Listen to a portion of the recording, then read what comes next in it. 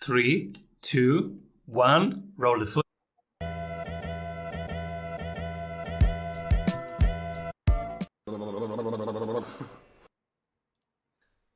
Welcome back, everybody. I'm your host, Simon Severino, and today we explore with the author of Wealth on Any Income, why business growth is a team sport, the 5,000-year-old secret to treat yourself better, and why you should ask more questions. Welcome, everybody. Rennie, Gabriel. Yeah. Thank you, Simon. Great to be here. Rennie, what are you currently creating? What I'm currently creating is a self-guided program based on my 9 steps to complete financial choice, with videos, with documents, with a workbook. And I'm pulling myself out of the one-on-one or even the group coaching. I'm having team members do that. Oh, that's the fun part, right? When you go from growing to scaling a business. Can you tell us about that? How does it feel? Where do you start? Well, you start by being in the trenches and finding out what works and what doesn't work. And then the fun part is backing off, having team members create stuff that's even better than what you created on your own, and then letting them run with it. And you donate 100% of profits. Can you tell us about your mission and how you do it? Oh, yeah. I'm so glad you asked that. What I'm teaching people to do is handle money powerfully so that they can feel better about what they're doing, recognize the benefits of their business, and be able to donate to the causes that touch their heart. And, I lead by example. I donate 100% of the profits from my work teaching other people about money to the charity Shelter to Soldier, where dogs are rescued from high-kill environments. They could be euthanized, and they end up being trained as service animals for soldiers who've come back with post-traumatic stress disorder or traumatic brain injuries. Beautiful. And how are you currently navigating this funky year?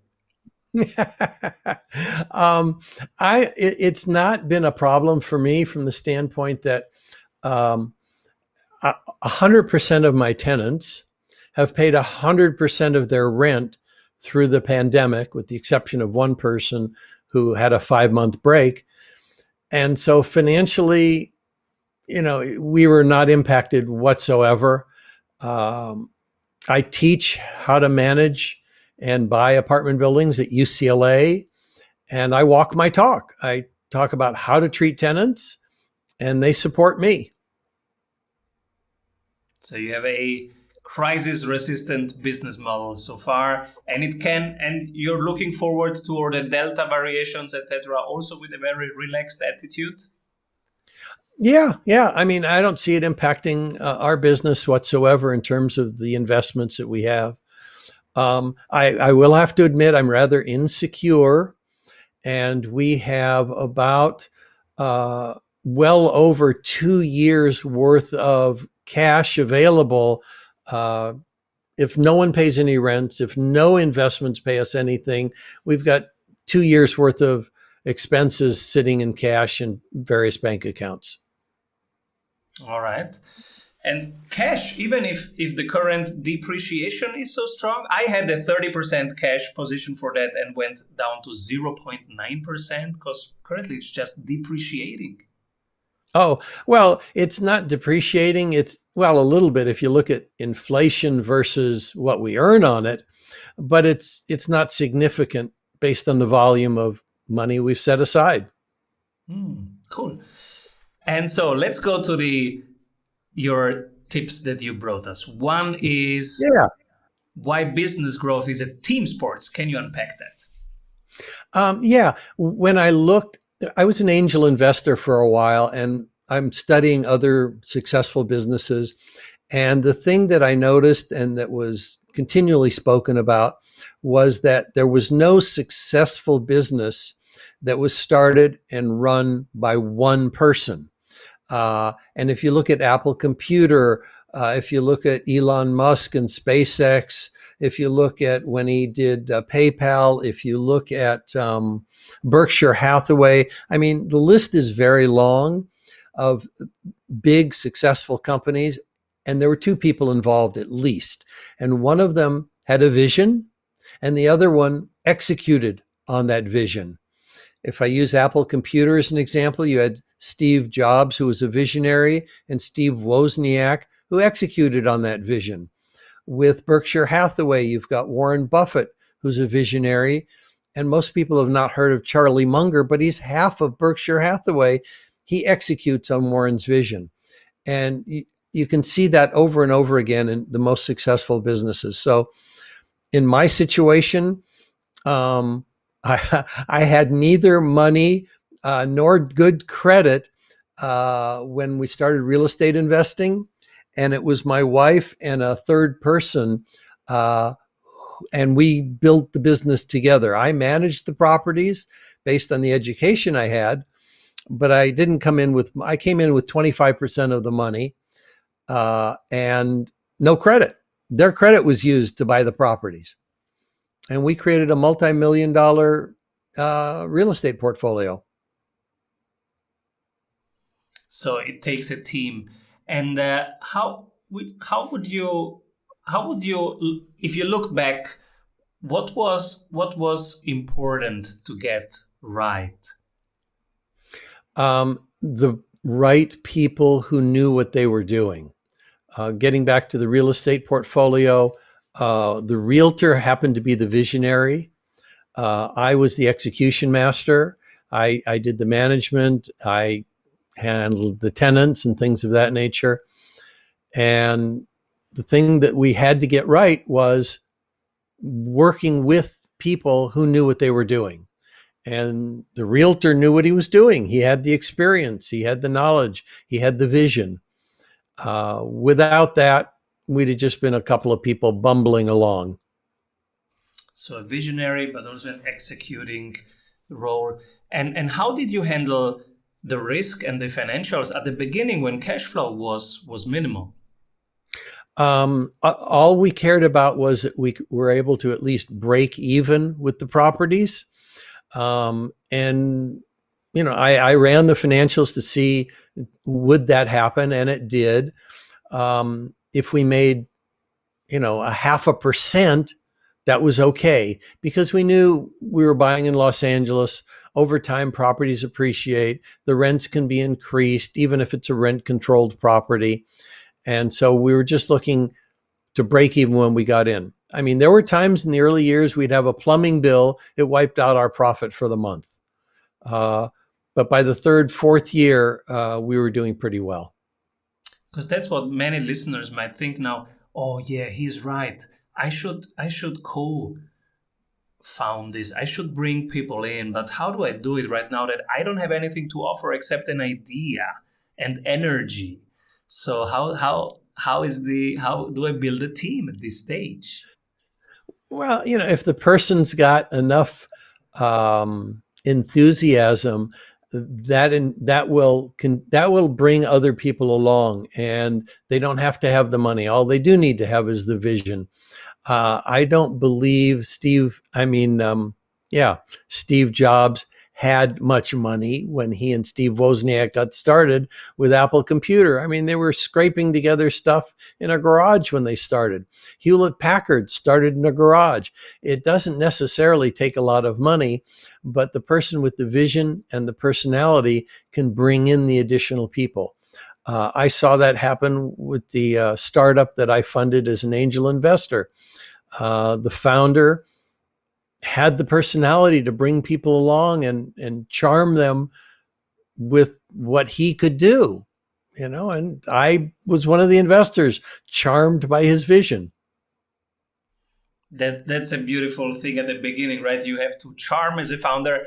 You cannot overpromise, but you have to charm about the vision, right? Because it's not there yet, and to get people in and then hope that they build it with you. Exactly. It's an amazing journey. It's beautiful. And you have also something that is eternal, which is a 5,000-year-old secret that you want to share with us. Yeah, I mean, one of the things I've seen with so many business owners is they grow, they make money, and they don't end up with anything to show for it personally.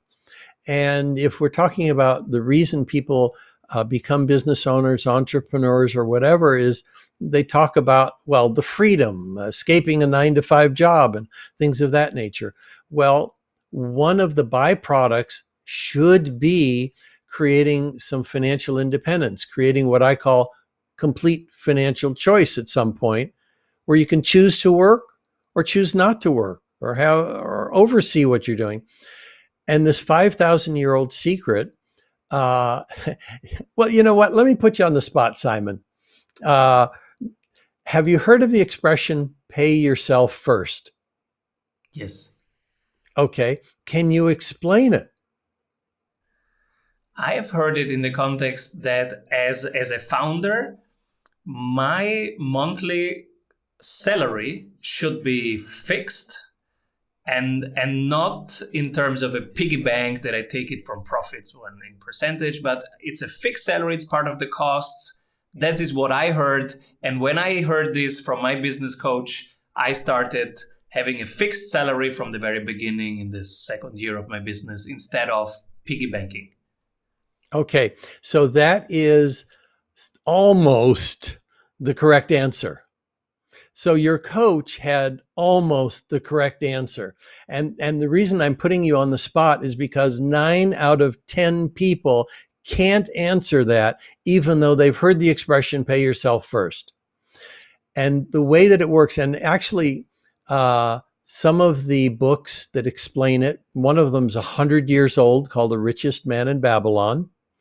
There's a book called The Wealthy Barber, which is probably about 30, 40 years old.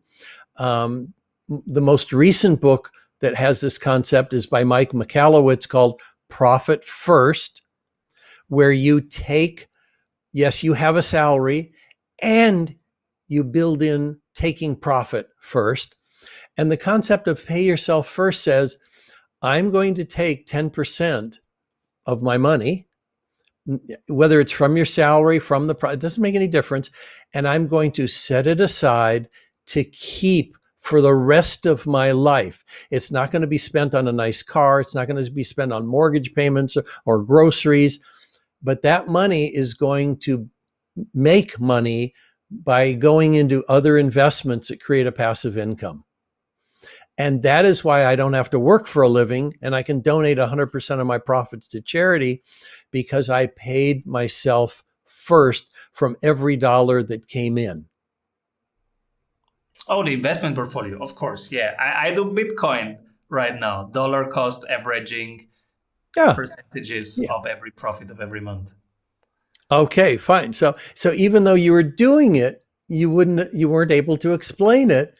And that's what I think is so fascinating, because so many business owners have heard of it, they're not acting on it, or they're doing something similar and it's not even conscious. It's true. And it's really important to talk about these things because, yeah, we need to educate each other and stay educated on this. This is so important, and it's a long-term game. 5,000-year-old is this secret. How did you find it? Where did you come to contact with it? One of the first books I told you about, The Richest Man in Babylon, explains this secret based on clay tablets that were excavated from the city of Babylon that were 5,000 years old. So this book that was written 100 years ago is based on clay tablets that were found in the excavation that trace someone's life and how he got into debt, how he fled the city, how he discovered what worked, and he came back and made things right. It's like he was working a 12-step program 5,000 years ago. Wow. And we still have people around us who spend more money than they make, because sometimes they don't even know what the profit part is of the revenue per month. They may see it every 12 months. So it's really important to know what your profit is first per month and then to allocate the percentage that you really put aside to create something long-term, appreciating, like you teach. You're absolutely correct. And that's one of the things that we spend a lot of time on, is showing people how to know their numbers. Because the most embarrassing thing for me was I was certified as a financial planner and lacked the foundations of handling money effectively because it wasn't taught in my coursework. I've spoken to certified public accountants. It's not taught in their coursework. The foundations of handling money are not taught in school. Parents can't teach what they don't know. And 9 out of 10 people don't get any education in it anywhere. You know, I have spent my life mainly in the consulting industry. And the first 10 years were the golden years of consulting, where we were the cool industry, like investment bankers. And so we would get bonuses, and I would see my colleagues spending on expensive cars. And as much as I like to drive expensive cars, I have never invested in depreciating assets if I can avoid it, right? So I was always not having the best coffee machine, not having the fanciest car. I would prefer having buying a couple Apple stocks per month during that time, instead of having depreciating assets. But that came from my parents because they taught me how to do it. And I think these discussions are really important to have with our surroundings, with our families, right? What are appreciating assets and what are depreciating assets? And what is the cumulative function? Even if it's just $100 per month that you save, what does it mean over 20 years, right? You're absolutely right. And you are an exception from the standpoint that your parents went over this with you. That represents the 1 out of 10 that gets this kind of education or this kind of information. 9 out of 10 people don't get it anywhere. And yeah, you and I are operating in the same area. I mean, I could buy any of the most expensive cars that are available from the cash that we have sitting, but that's not where it's going to go. It's definitely not an appreciating it. And in times of mobility on demand, why should we even own things that depreciate so fast? But Yeah. okay. And then we should ask more questions than Yeah. that we give statements. Can you tell us more?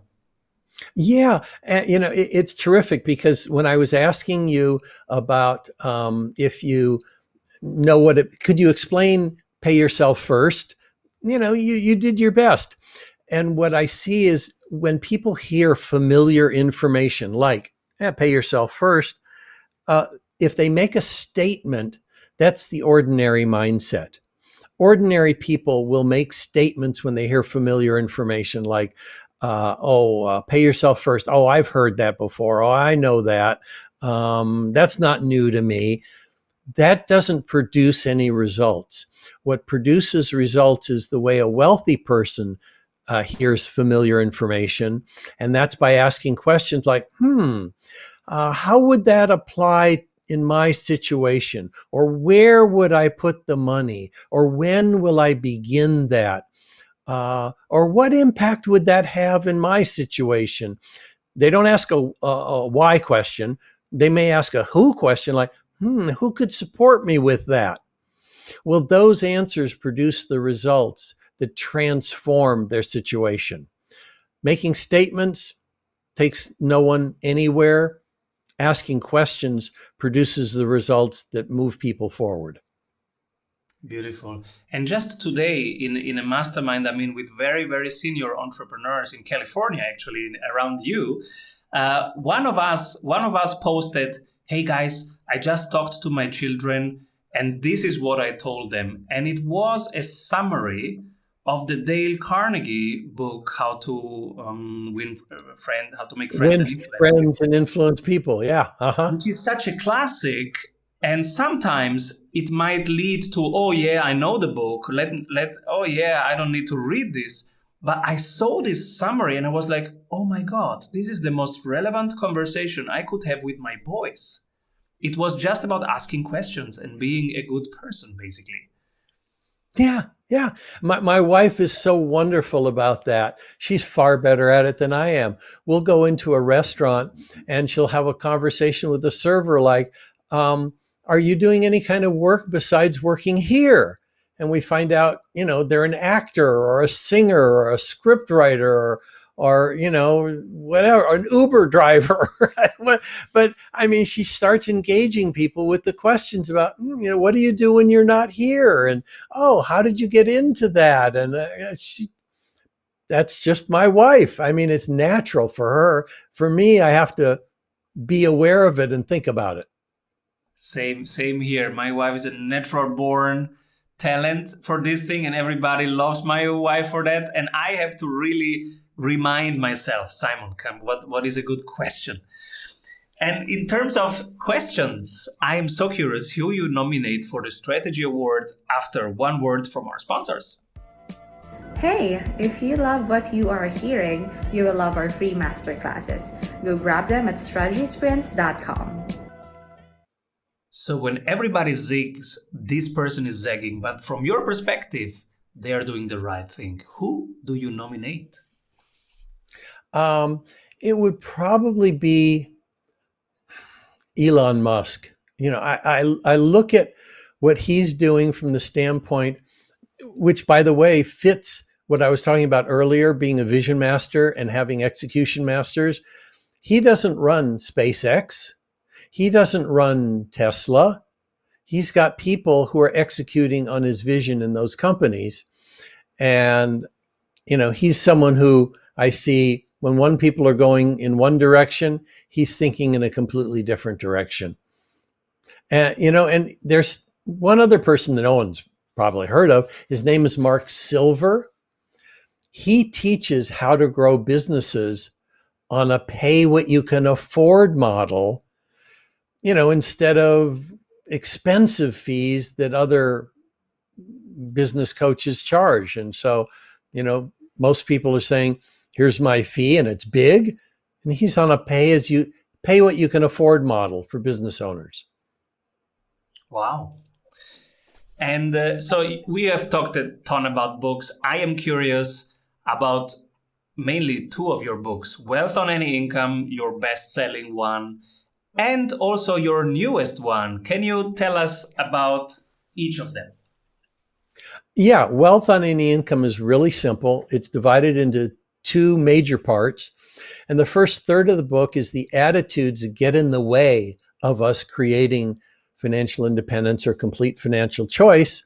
It could be messages we got from our parents or siblings, school teachers about what we can or can't do that we unfortunately believe when they're not true. And so we have to get those attitudes out of the way, kind of provide an adjustment. And then the latter 2/3 of the book is the tips and the techniques and the tools to handle money effectively, how to do a spending plan, how to find out how much money you have and what's growing and what's not growing and things of that nature. So that's the Wealth on Any Income book. It's been translated into 8 languages. Wow. I think it's great. Oh, yes, 8 languages. Wow.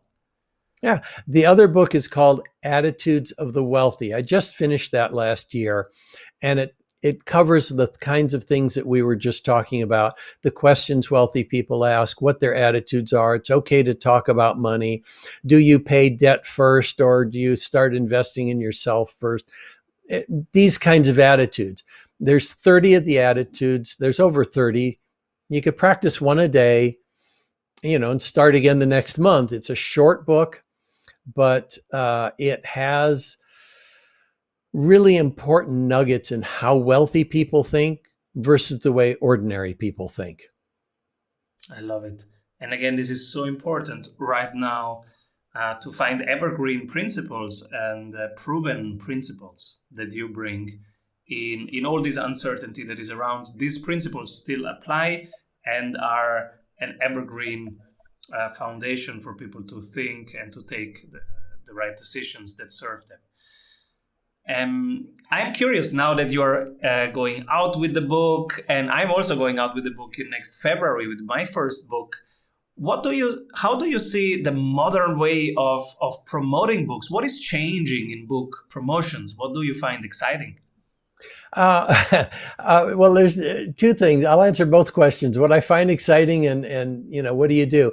What works is what has worked, since the printed word, and that the promotion is speaking to other people. You don't have the bookstores anymore to have book signings. You've got Amazon. So how do you promote on Amazon? You do it online. You get on podcasts, you get on radio interviews, you get on TV interviews. You send out emails to your list. You have other people send out emails to their list. It's all about promotion. I mean, the publishing companies aren't going to do it for the small authors like you or me. They're going to do it for the Michael Crichtons or the Pattersons and, those folks. And what excites you about now having your book tour, virtual book tour? It's getting the information out that I've found valuable, that's made a difference in my life, and being able to share it. That's really the bottom line. It's, when you don't have to work anymore, then what is your purpose? And my purpose is twofold. It's to continue to educate people and to donate 100% of the profits to charity. 100%. As long as people buy the book from my website, actually 100% of the proceeds from the books goes to the charity Shelter to Soldier. There's donate buttons all over my website for that charity. How was the internal change for you from having to work to not having to work anymore? What was the biggest internal change? Actually, I don't know that there was a change because I don't know that I have the emotional capacity to not work. And that was one of the things that I thought I had. My kids knew I didn't have it. But when there was enough money that I didn't have to work anymore, I was still working. It was sort of like, well, I'm not going to go play golf. I don't like traveling. I'm not going to collect stamps. I collected cars at one time, and that was a mistake because they just took up too much room. And so it's sort of like, what I enjoy doing is teaching and educating, and there's no reason to stop. I just did a class at UCLA like 2 weeks ago, and we're doing it virtually because we're not going back in the classroom yet. Beautiful. And I guess this is what entrepreneurs are all about. They can't stop. They do it for the purpose, and they are teachers and improvers of their surroundings, and that's what we are. And it's beautiful to hear that. I think many people will go like, oh yeah, I can resonate with that. Is there a specific place where people can hang out with you, get more from you? Yes, they can. They can go to my website, which is Wealth on Any Income. They can listen to my podcast, which is called Wealth on Any Income. They could get the book, Wealth. I'm kind of simple. I just kept all the names the same, the podcast, the website, the book.